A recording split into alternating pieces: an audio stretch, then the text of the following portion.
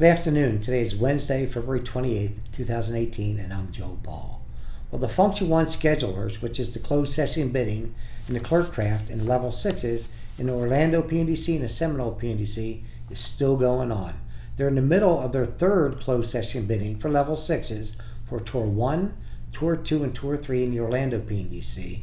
And they're maybe getting ready to start the fourth one in Seminole. Seminole's already offered the retreat rights back because they've only had it on Tour 1 in the level 6s. And it won't be maybe another closed session bidding before they start offering them to the Orlando PNDC. So with any luck, we're going to start seeing some retreat rights happening. Now, some of the other big things that we're having going on right now, but that's one of our biggest things, but we have to still have clerks out in the stations and branches, even out in the associate offices, not overtime desireless employees, being forced to work mandatory. Some of them 6 days a week, PSEs 7 days a week. We're looking to do whatever we can to try to stop that. It's a short staffing with management, so it's a constant battle. They're short staffing our offices and working our employees to death. And we're trying to see what we can do to fight that. It's a never-ending battle, but we are working on that hard, actually. If you request a steward and you don't get a steward, request a second time. If you don't get the steward a second time, call your steward, let your steward know. If you're out in the associate office and you don't have a steward there, contact the union office, because we need to know when you request a steward and you don't get one. That's happening in some of our offices. So we're really staying on that. We filed labor charges against the Postal Service for that exact thing. The PTF and PSE conversions, still slow. We can't do anything about that right now while they're having accessing. Now we do have some residual vacancies hanging around. We have 102 offices and 3 plants. But with the residual vacancies, it's hard for us to get conversions while there's accessing. Because if you've been following the videos, you see when they have clerks in residual vacancies, really for the residuals that is, when you have clerks from impacted facilities, which are other offices all around the country that are under an impact or some kind of accessing event, they take priority and they can come down and take our jobs. So as soon as this accessing stops, that'll be taken out of the equation. We won't have other people coming down from the impacted, or what's called priority area assigned. They won't be coming down and sneaking into our jobs. So we're hoping that stops. That way we can get some conversions, maybe get a transfer to, because they do have the ratio, but start getting some movement for their own people. If you ever feel threatened, and we've been hearing some of these things, file a threat assessment. Talk to your supervisor. Say, I want to file a threat assessment.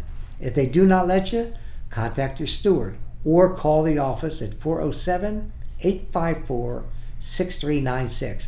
That will not be tolerated. The Postal Service acts like they won't put up with it, but we surely won't put up with that.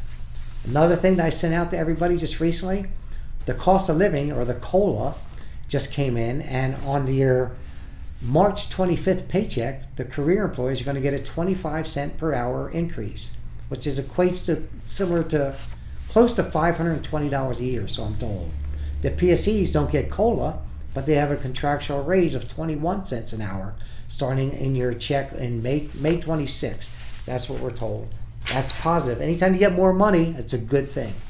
We had an LMOU arbitration yesterday.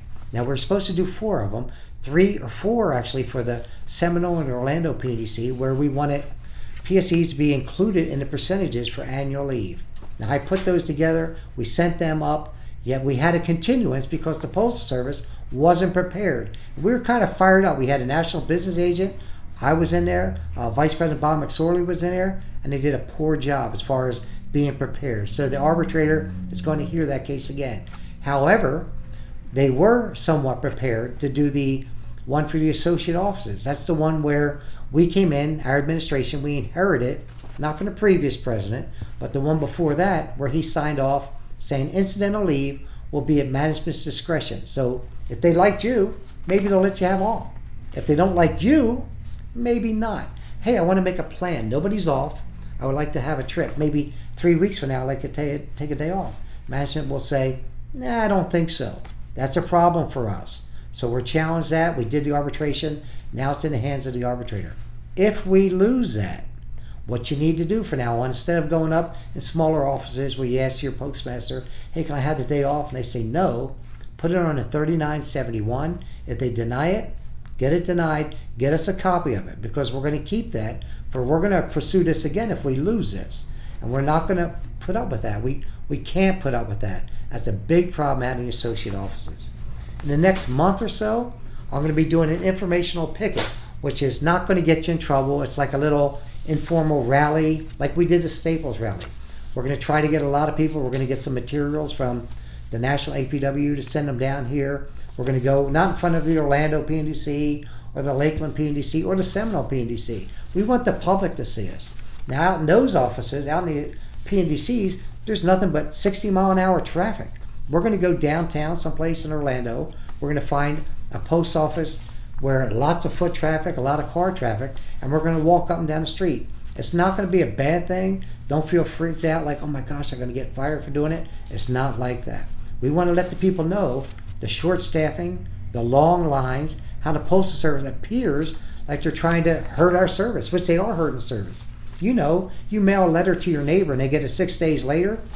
That's not because of us. It's because of short staffing, trying to close the plants. By the way, the short staffing, management says, you know what, we're overstaffed, but they're working 6 days a week, 12 hours a day, some cases 7 days a week. So I'm challenging those, by the way, with reversion cases. They're all about this thick, and so we're looking to get more jobs. And let me tell you a little bit about the reversion cases in the plants as an example. We had 10 or 12 of them where management did away with the jobs. We didn't need the jobs. Well, we were able to go back and demonstrate for the 4 weeks prior to the reversion, where they said we didn't need the job due to operational changes.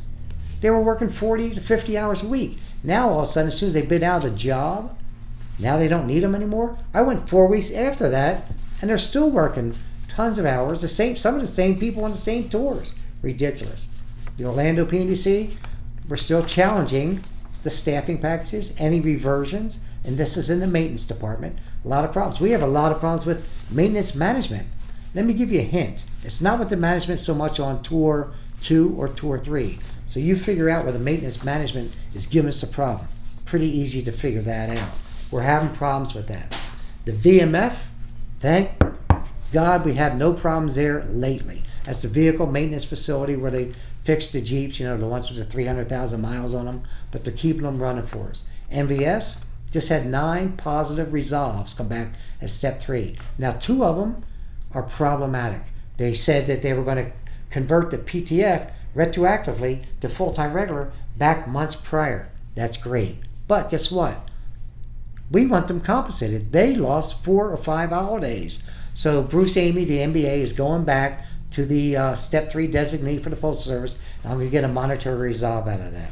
The in-service register that I mentioned before for Seminole and the Orlando PNDC. We're going to establish one of those to where other clerks or other people can get into the custodial craft. So you can get into maintenance maybe, because they have an option where they can take transfers or in-service registers. If people go from clerk craft, as an example, into custodian craft, we open up some jobs in the clerk craft. We get more movement and get our people converted. In Lakeland, they had 4 residual vacancies. 3 people came in from impacted offices. We finally, recently, now are getting 1 PSE converted. There's 2 more jobs on the e-reassign list. They came down, the 21-day. They came down a couple days ago, and we're not going to have a result till maybe the 1st or 2nd, actually midway in the 1st week of March. So we'll find out a little bit more there. It's a lot to talk about today, but I just wanted to keep you involved, keep you up to date with what's going on. I've been out in a lot of offices recently, so I've seen you there. I'm happy to see you. I'm thankful that you're members, and thank you all for being APW members and proud members of the Central Florida Area Local. Thank you.